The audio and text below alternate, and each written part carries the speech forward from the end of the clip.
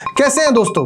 मैं आज आपके लेकर आऊं एक ऐसी इकोनॉमी की कहानी, एक ऐसी कंट्री की कहानी जो बहुत जल्द डेवलपिंग से डेवलप्ड बन गया। ऐसे कौन से स्टेप्स उन्होंने फॉलो किए जो ये इतनी फास्टेस्ट ग्रोइंग कंट्री में कन्वर्ट हुआ। आइए चलिए देखते हैं।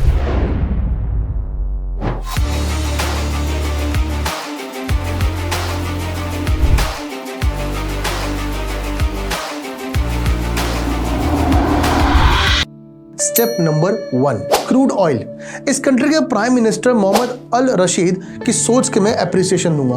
उन्होंने पहले से सोच लिया कि हमारी कंट्री का क्रूड ऑयल का जो जीडीपी कंट्रीब्यूशन है वो तो सिर्फ 1% है।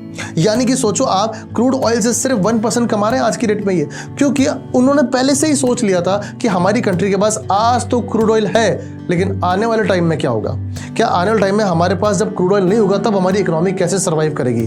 तो उन्होंने इस इकोनॉमी को शिफ्ट करने का तय किया। Step number 2, free trade zones. Mohammed Al Rashid ने पहले से सोच लिया था कि दुबई एक ऐसी लोकेशन बन सकती है जहां पे बाकी कंट्रीज के शिप भी रुक सकते हैं। यानी वो ऐसा पोर्ट बन सकता है जहां पे कंट्रीज के शिप रुक सकते हैं, जहां पे लोडिंग अनलोडिंग फ्यूल रिफिलिंग ये सब आराम से हो सकता है। तो बस फिर क्या, मोहम्मद रशीद ने अपने नाम से वहाँ एक पोर्ट बनाया जिसका नाम दिया पोर्ट रशीद, और वहाँ पर शिप्स को रोकने के लिए रुका। लेकिन कोई भी शिप जब रुकेगी तो ऑब्वियस सी बात है कुछ ना कुछ पैसा तो दुबई वाले लेंगे। जी नहीं, इसलिए हमने इसका नाम दिया फ्री ट्रेड जोन। यहाँ पे कोई भी तरह का टैक्स चार्ज नहीं होगा। और तो और जब वो पोर्ट बना तो आसपास में कई सारे बिजनेस एक्टिविटीज भी चालू हो गए, जिससे दुबई के पास पैसा आना स्टार्ट हो गया। Step number 3, tourism. यूएई यहाँ पे रुका नहीं।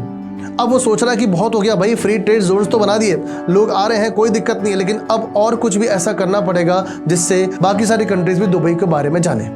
क्या किया उन्होंने ऐसा, उन्होंने स्टार्ट किया टूरिज्म। उन्होंने फोकस किया टूरिज्म के ऊपर, और आज यूएई का 25% जीडीपी कंट्रीब्यूशन सिर्फ टूरिज्म से आता है। तो कैसे उन्होंने सोचो क्रूड ऑयल को रखा सेकेंडरी और टूरिज्म को फर्स्ट पॉइंट पर रख के आज दुबई को इतना बड़ा बना दिया। Step number 4, financial hub. Dubai केवल और केवल फ्री ट्रेड जोन्स और टूरिज्म तक सीमित नहीं रहा। अब सोच लिया कि लोग दुबई में आ रहे हैं, माइग्रेट हो रहे हैं, तो क्यों ना अब हम इसको एक फाइनेंशियल हब बनाया जाए। फाइनेंशियल हब का यहाँ पे मतलब है कई सारे लोगों ने, कई सारे बाहरी कंट्रीज के लोगों ने दुबई में इन्वेस्ट करना स्टार्ट किया। जैसे जैसे वो इन्वेस्ट करते गए दुबई डेवलपिंग कंट्री से डेवलप्ड कंट्री में कन्वर्ट हो गया। आप सोचिए आज की डेट में दुबई एक बहुत ही अच्छा जॉब प्रोवाइडर कंट्री बन चुका है, जिस कारण से लोग बहुत ज़्यादा माइग्रेट करते हैं। Step number 5, only one policy. यह यूएई की सबसे शानदार पॉलिसी है।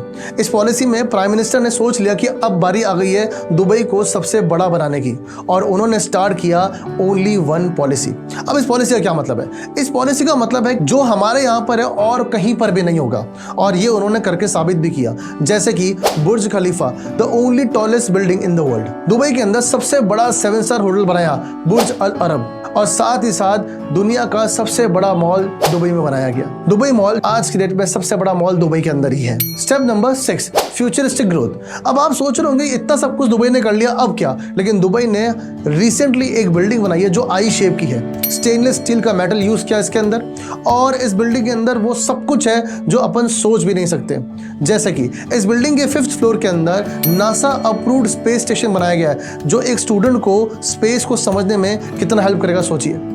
इसी के साथ साथ 2nd फ्लोर के अंदर इन्होंने future robotics, future cyber dogs, ऐसी टेक्निक्स भी बताई हैं। यानी कि ये बिल्डिंग सिर्फ और सिर्फ फ्यूचर को दर्शाती नहीं है, इसके अंदर क्लाइमेट, नेचर, एनिमल सब के बारे में बहुत अच्छे से बताया गया है, ताकि एक टैलेंटेड पर्सन इसके अंदर जाके अपने फ्यूचर को सोच सकता है। स्टेप 7, ये जो स्टेप था यूएई के लिए सबसे बड़ा स्टेप माना गया, और इस स्टेप का नाम है एक्सपो 2020, जहां पे सारी की सारी कंट्रीज दुबई के अंदर एंटर हुई और दुबई के साथ कई सारे एग्रीमेंट्स किए हैं जो दुबई को बहुत ज्यादा बड़ा बनाएगा और साथ ही साथ ग्रो करने में हेल्प करेगा। यानी कि सोचिए एक प्राइम मिनिस्टर के कारण, उसकी सोच के कारण किस तरह से कंट्री फास्टेस्ट ग्रोइंग कंट्री बनी। अगर आपको हमारी वीडियो अच्छी लगी तो शेयर कीजिएगा, कमेंट कीजिएगा, सब्सक्राइब कीजिएगा। Thank you so much.